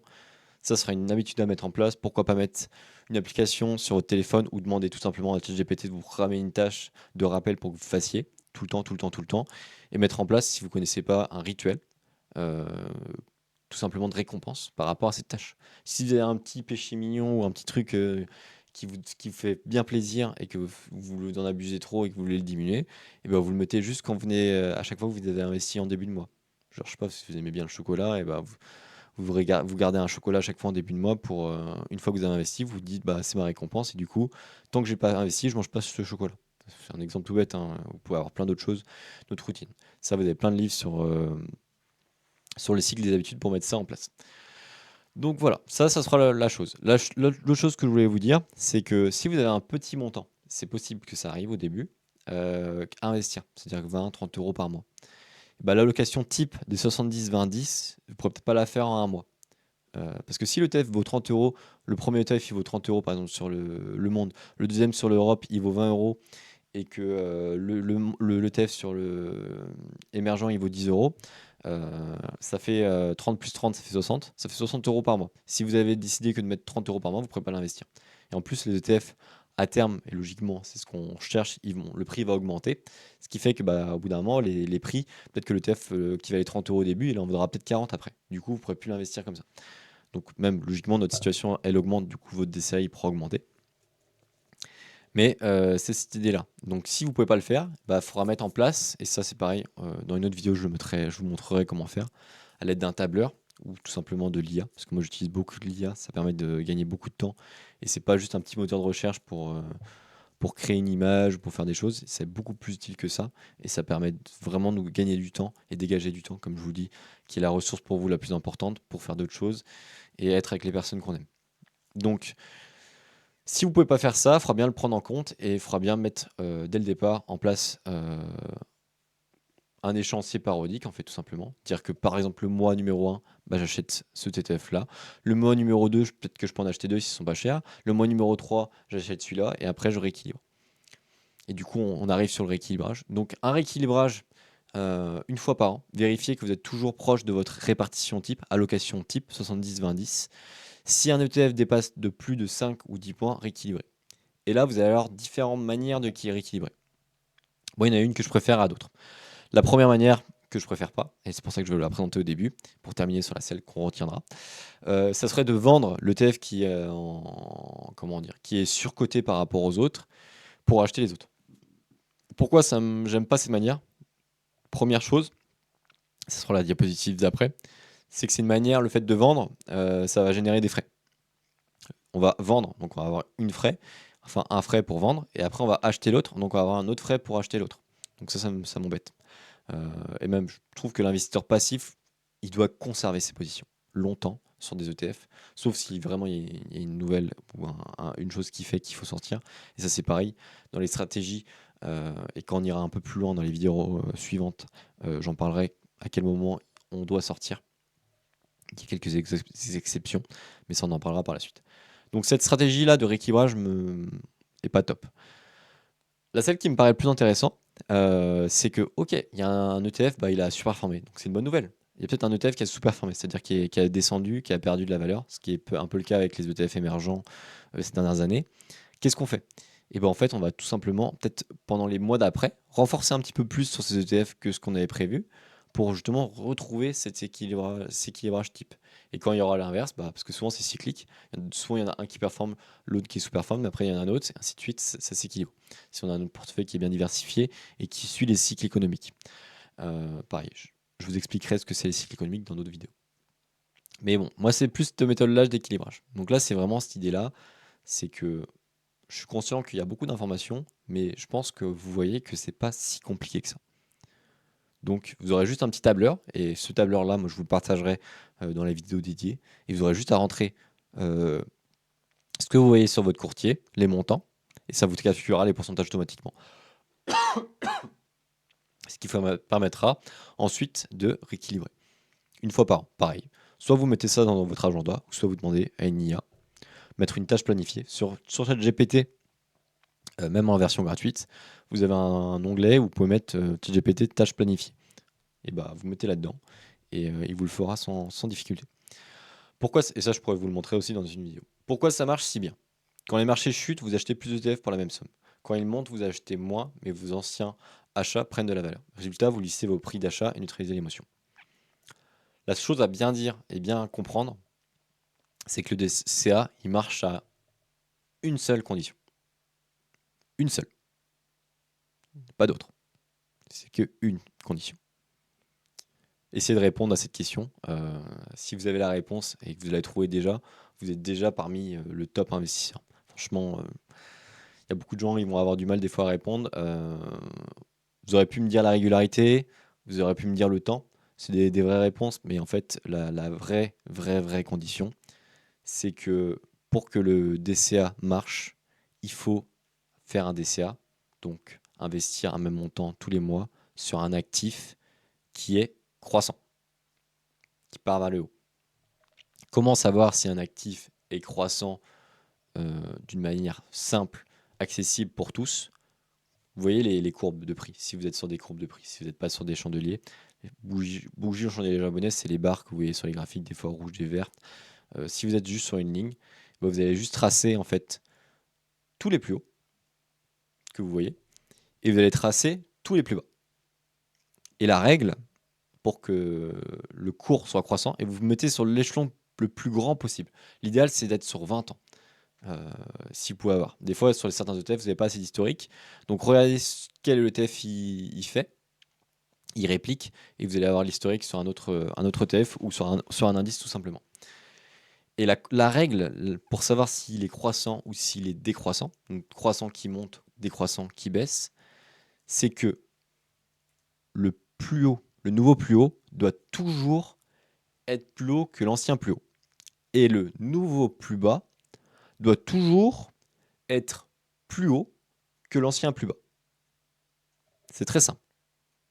Ça paraît peut-être un peu compliqué, mais en faisant le petit dessin, vous allez voir, c'est très simple. Et là, vous allez voir, à chaque fois, si c'est le cas, c'est un bon actif. Si c'est pas le cas, faut vraiment avoir des raisons pour y investir.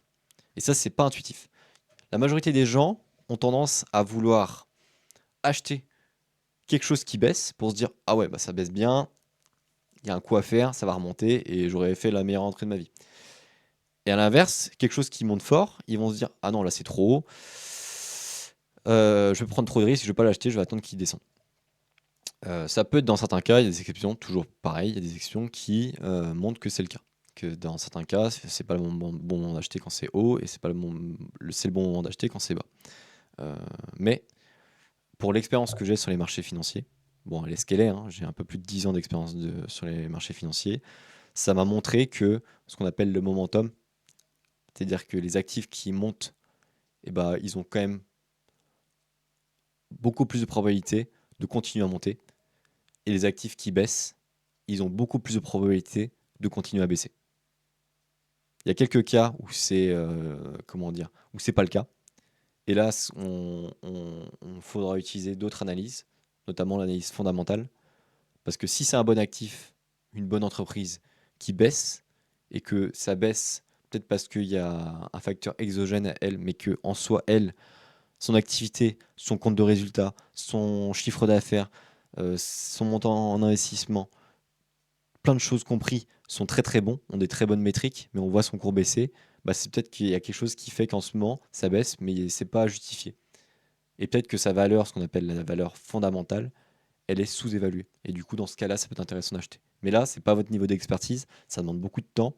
Et même malgré ça, des fois, on peut avoir une action qui est sous-évaluée, qui est une super belle entreprise, mais les investisseurs n'ont pas confiance. Et du coup, l'entreprise ne remonte jamais. Donc voilà. Et inversement, des fois, c'est le cas, hein, c'est que des fois, il y a une action qui monte de ouf. euh, elle est éclatée au sol, l'action. Et du coup, bah, les gens ils vont l'acheter haut et en fait ça s'est éclaté au sol parce que les fondamentaux étaient nuls et la confiance a été pendant un temps des investisseurs. Et en fait les investisseurs se sont fourvoyés, ils ont été hyper cupides. Cupide c'est à vouloir toujours plus d'argent. Et du coup, bah, l'action elle a baissé. Et là c'est pour ça que je vais rebondir là-dessus. Le gros avantage que vous avez en ayant cette stratégie avec 3 ETF, c'est que les ETF en fait ils gardent que les meilleurs. Heu, C'est-à-dire que au bout d'un moment, s'il y a une entreprise dans l'ETF qui n'est plus la meilleure, elle va être remplacée par une nouvelle meilleure. Certes, il y aura une petite perte de l'ETF, mais comme il est bien diversifié, elle sera «allégée» entre guillemets cette perte et à long terme, vous allez toujours avoir les meilleurs. Ça, c'est un gros avantage et le gros avantage par rapport à une personne qui achète des actions, c'est que si vous achetez une action, je vais vous donner un nom d'action qui à l'époque était une des plus grosses boîtes aux États-Unis, c'est Telegraph.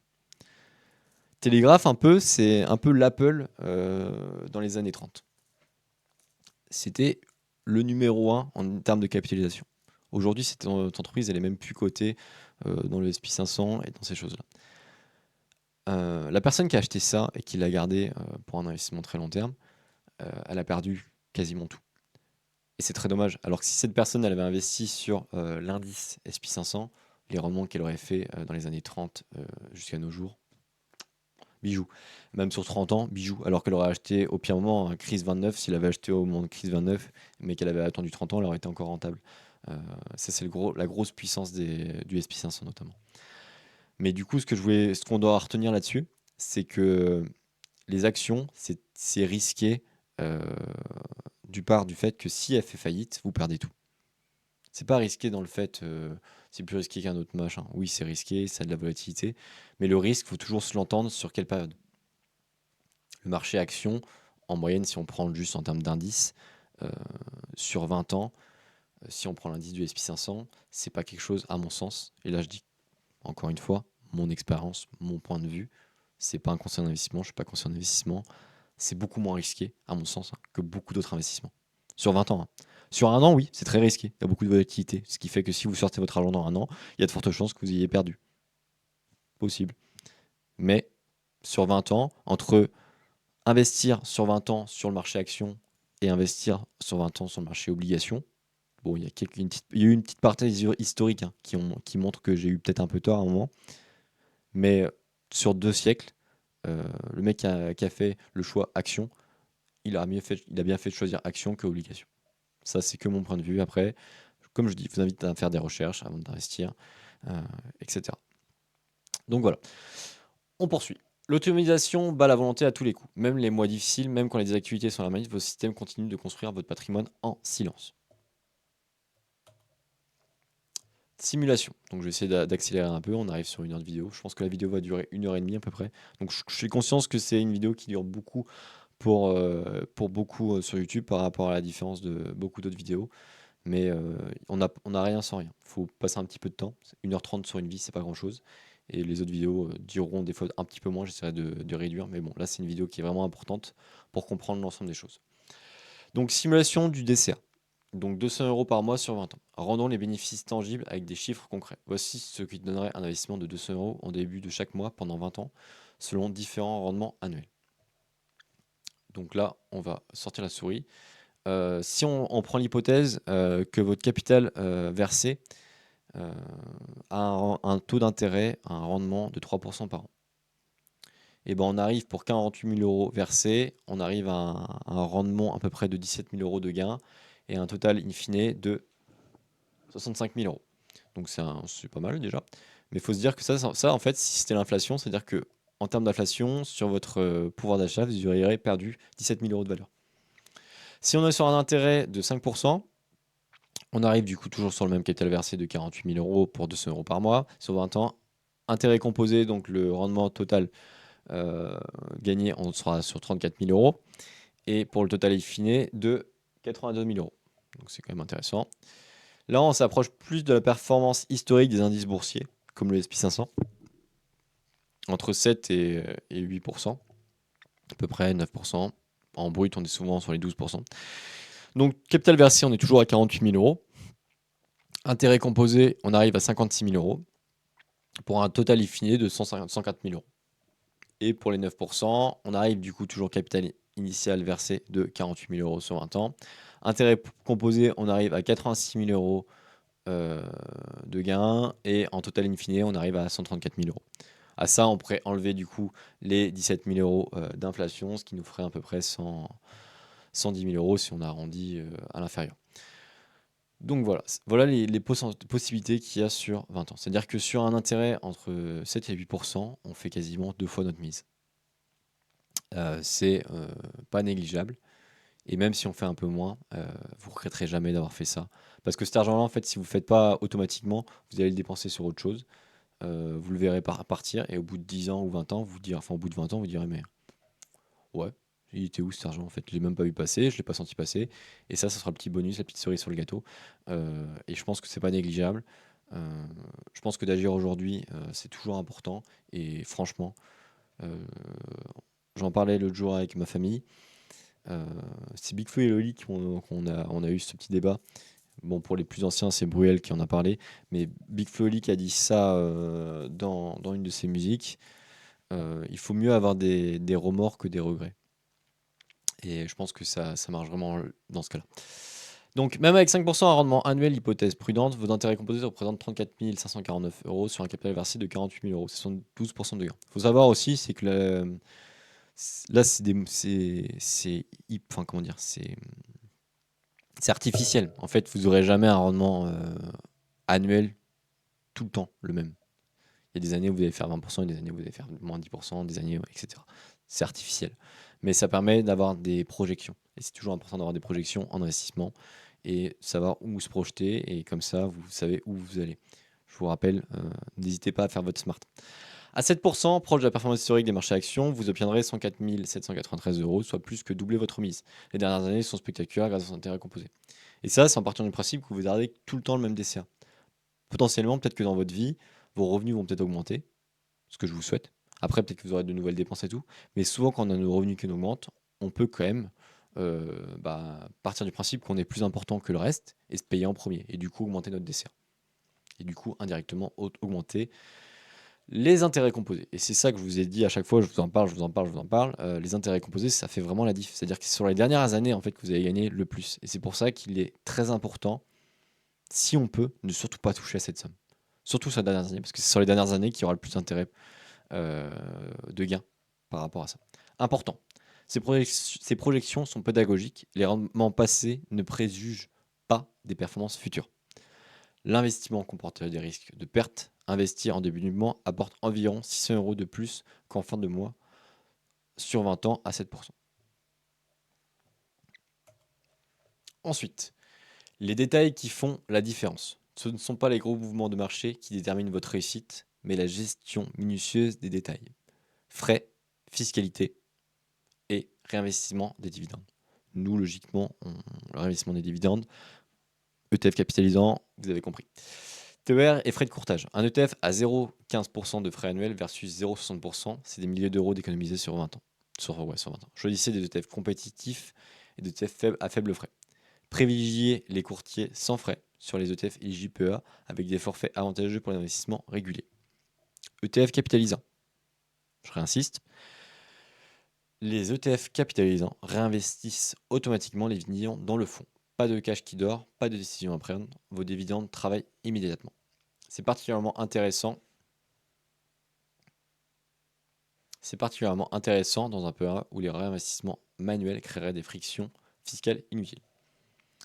Fiscalité PEA.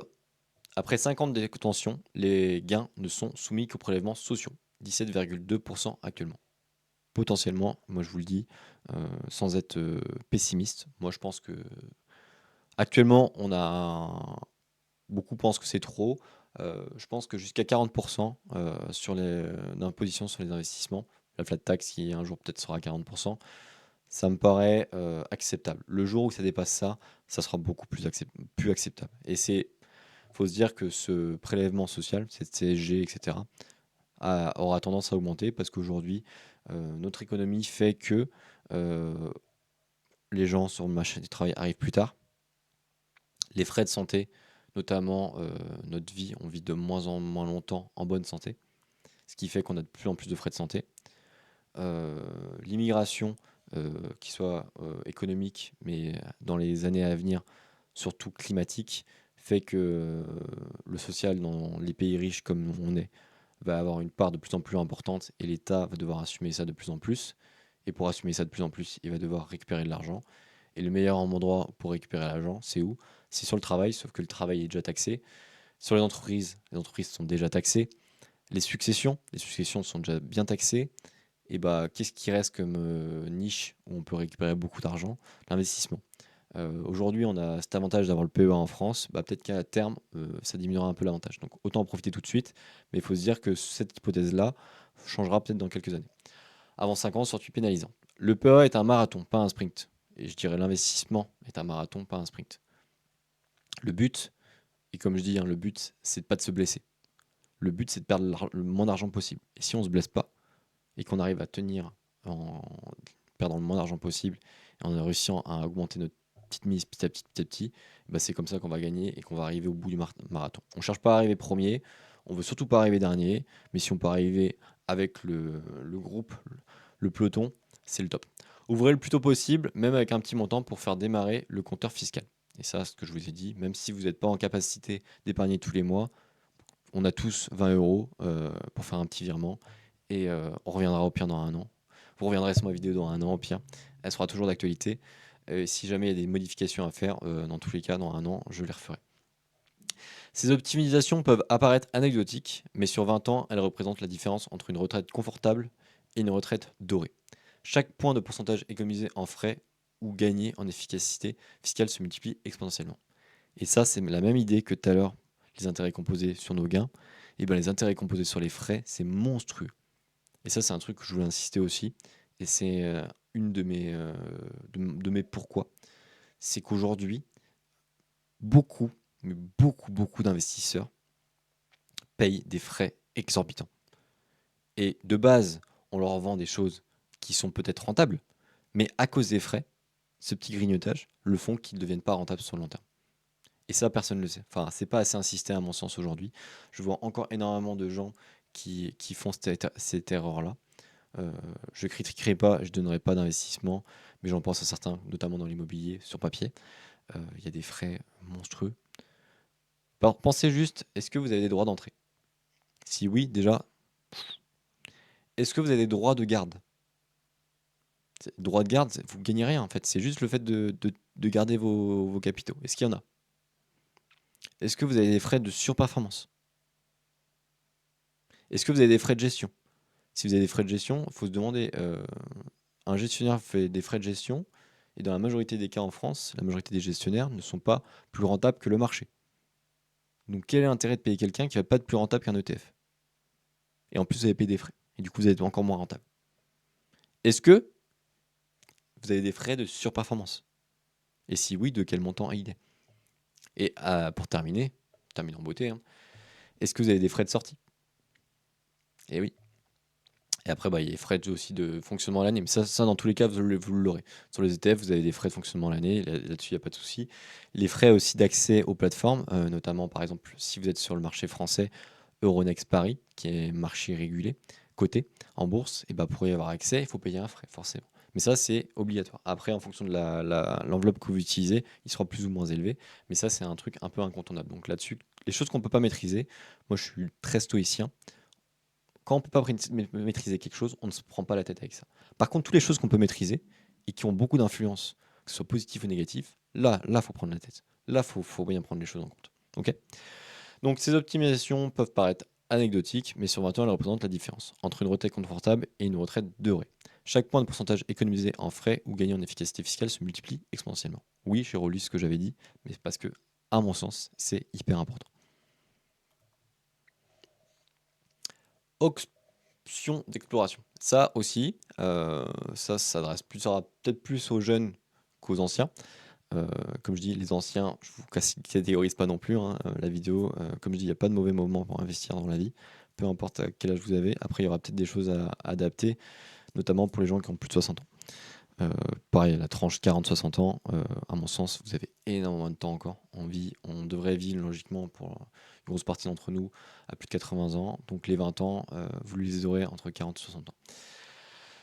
Du coup, une petite présentation d'une chose qui, aujourd'hui, si c'est pas le cas, que vous connaissez pas, ça serait un peu, comment dire, anecdotique, mais je pense que tout le monde en a déjà entendu parler. Donc les cryptos. Donc pourquoi pas faire un micro DCA sur Bitcoin, toute petite part, pour profiter de cette technologie. Il faut savoir qu'aujourd'hui, cette technologie, elle existe depuis quand? Depuis 2008. Je ne vais pas vous faire un cours sur les crypto-monnaies, mais c'est une technologie qui existe à peu près depuis 2008 en termes de blockchain. Après, la cryptographie, c'est né dans les années 80-90. Donc c'est quand même assez vieux, mais la blockchain comme on la connaît aujourd'hui, ça a été créé en 2008, notamment avec Bitcoin. Bitcoin, c'est la crypto-monnaie la plus capitalisée au monde. C'est la crypto-monnaie aujourd'hui en termes de sécurité qui est aussi la plus sécurisée. Il faut savoir que cette crypto-monnaie, depuis 2008, cette blockchain n'a jamais été arrêtée. Il n'y a jamais eu de hack sur Bitcoin. Aujourd'hui, on parle des ordinateurs quantiques qui pourraient peut-être un jour réussir à battre la sécurité de Bitcoin. C'est pas le cas, hein. Franchement, pour l'instant, on n'y est pas encore. Et si jamais ça devient le cas, bah, je serais premier à vous en parler, mais je pense que d'ici là, il y aura les médias qui en auront pas parlé parce qu'ils vendent de la peur, et c'est ce qui fait vendre. Mais voilà. Aujourd'hui, il faut se dire que Bitcoin, par rapport au cycle de la technologie, les premiers qui sont arrivés sur Bitcoin, ils sont déjà arrivés. Les institutionnels, aujourd'hui, on est à ce niveau-là. Les institutionnels, depuis quelques années, commencent à rentrer dans Bitcoin. Pour certains, ils sont rentrés il y a quelques années, mais on commence à vraiment rentrer. Donc, on est un peu sur les débuts, et l'explosion, à mon sens, on ne l'a pas encore vécu de ce secteur-là. Donc, ça peut paraître élevé, hein. Aujourd'hui, le BTC s'échange aux alentours des 115 000 $. Son plus haut historique sur Bitcoin, ça a été 120 000 $. Donc, certes, ça peut paraître élevé, mais à mon sens, c'est que le début. Il y aura des baisses, on va peut-être redescendre à 30 000 $, peut-être 40 000 $. C'est complètement possible et je suis complètement d'accord avec ça. Mais je pense qu'on ira beaucoup plus haut dans les années à venir. Dans 10 ans, 15 ans, moi je me projette là, toujours à ce niveau-là. Pour Bitcoin, pas pour les autres crypto-monnaies. Même si on pourrait, si vous avez des questions, et peut-être que je ferai une vidéo là-dessus, mais ce sera pour des investisseurs un peu plus confirmés et qui ont déjà bien maîtrisé l'investissement passif. Voilà. Mais aujourd'hui, l'idée aujourd'hui, c'était que on a le PEA qui est génial. Pourquoi pas, bah, juste sur une petite idée, hein, et pour avoir un peu plus de performance et un peu plus de volatilité, comme je dis, et je le répète, ceci n'est pas un conseil d'investissement. Faites votre travail avant d'investir. L'investissement comporte des risques. Donc pourquoi pas mettre en avant une petite entreprise française qui s'appelle Bitstack. Je ne suis pas le meilleur commercial de Bitstack et moi j'ai aucune part chez eux. Si vous connaissez des gens qui ont Bitstack dans votre entourage, demandez de vous parrainer. Vous pourrez gagner 5 euros chacun au bout de 100 euros déposés sur Bitstack. Moi je ne mets pas de lien de parrainage. Je suis indépendant et je souhaite le rester. Donc Bitstack, c'est une entreprise qui vous permet en fait d'arrondir vos dépenses. C'est-à-dire que quand vous allez au supermarché ou comme moi le dimanche quand vous allez à la boulangerie et que vous payez avec votre carte et que vous avez pour 6,50 € de croissant, pain au chocolat et d'une baguette, ben, il reste 50 centimes. Bah, Bitstack s'est dit, pourquoi pas investir ces 50 centimes euh, en crypto-monnaie.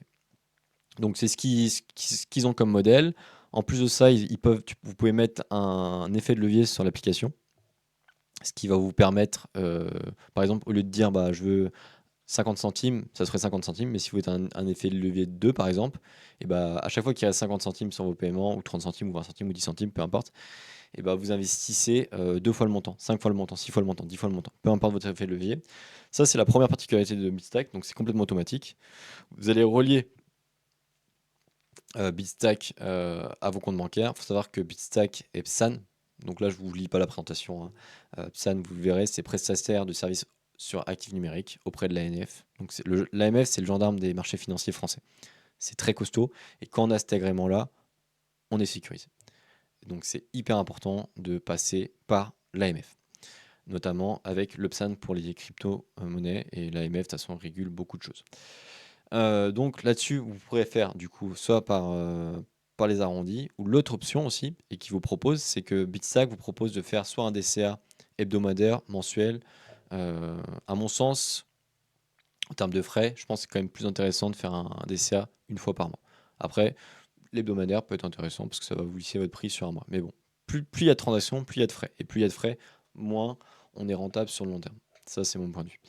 Mais il vous propose ça aussi. Donc l'idée, ce serait de, en plus de votre petit DCA que vous aurez sur votre PEA, ça serait de mettre, en fonction des montants, hein, toujours pareil, si vous êtes sur du 200 euros par mois pour votre DCA, bah 10 à 20 euros maximum sur Bitstack. Une partie qui serait peut-être une fois par mois de 10 euros. Et il faut dire peut-être un peu plus. Les dépenses, ils estiment en moyenne sur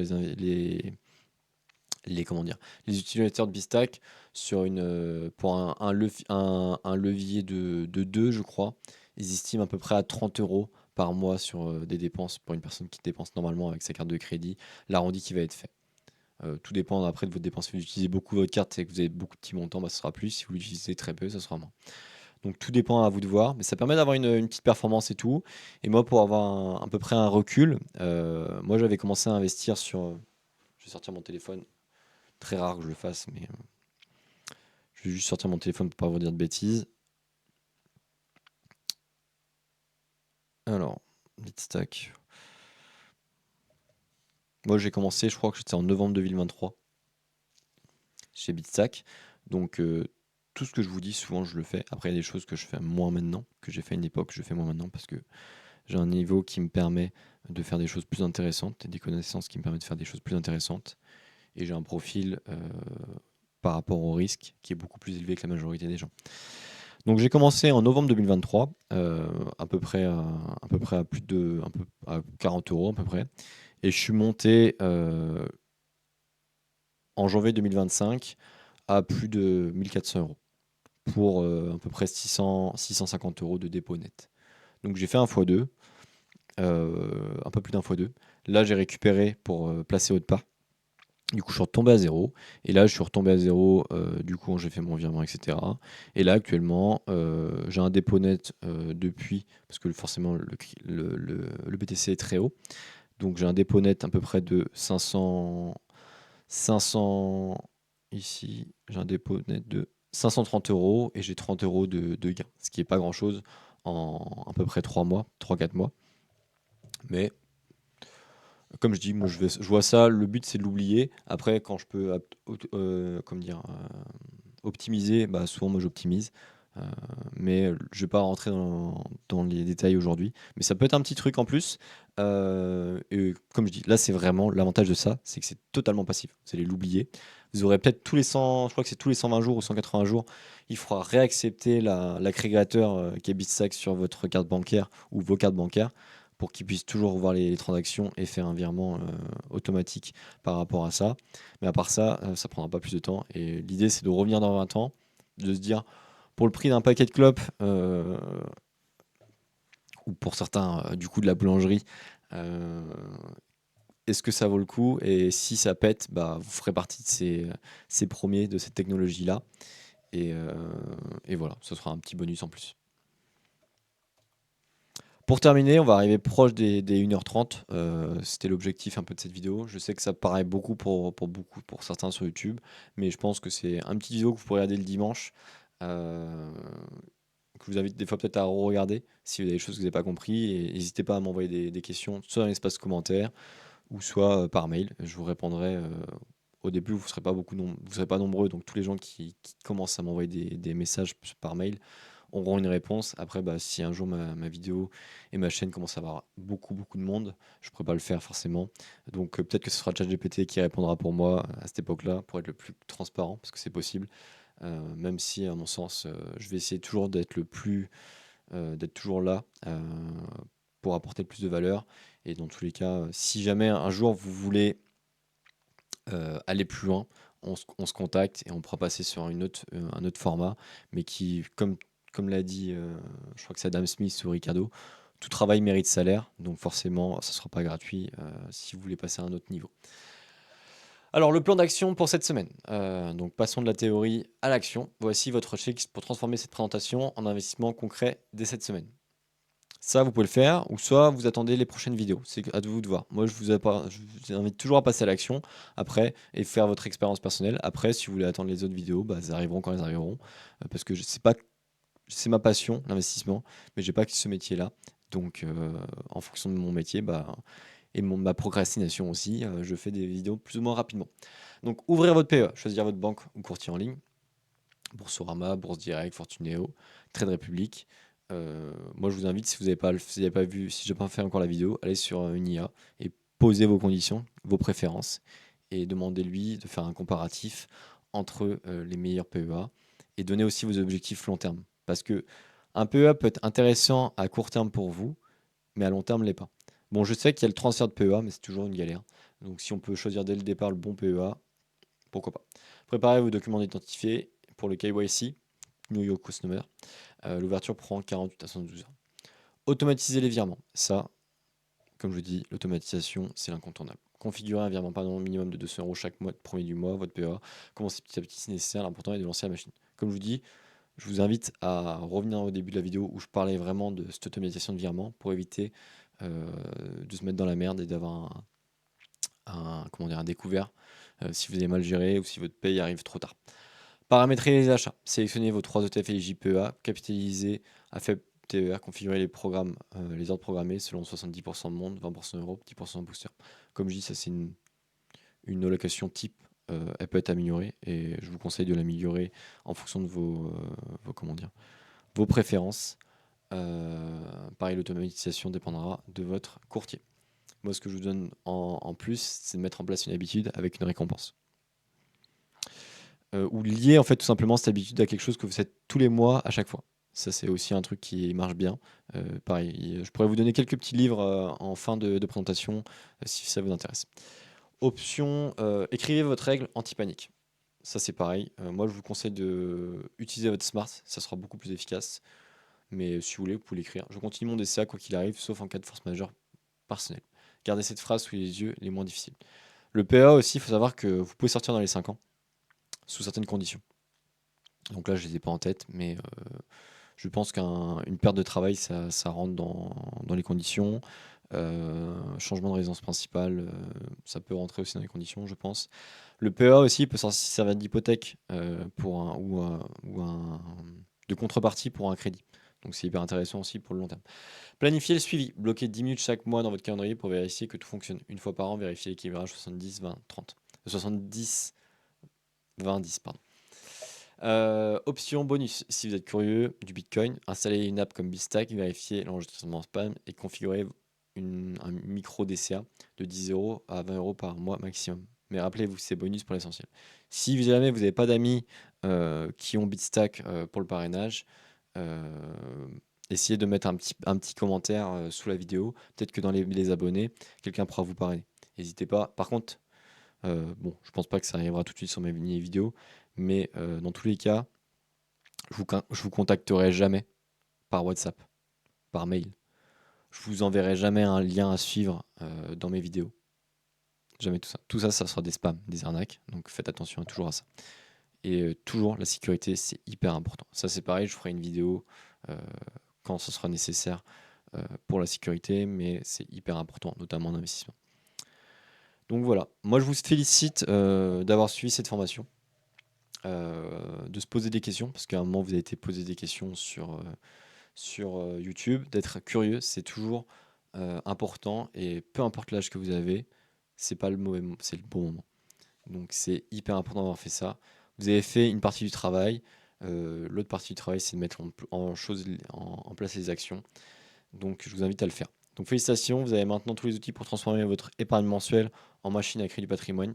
L'étape suivante, agir cette semaine, pas le mois prochain. Et la petite étape suivante aussi, c'est de continuer à suivre mes vidéos. Si vous pouvez liker et partager mes vidéos, activer la cloche des notifications, ça me fera très plaisir, et ça me, comment dire, ça remerciera pour mon travail et pour la valeur que j'essaie de vous partager. Donc je vous remercie en tout cas pour cette vidéo, et si vous avez des questions, n'hésitez pas.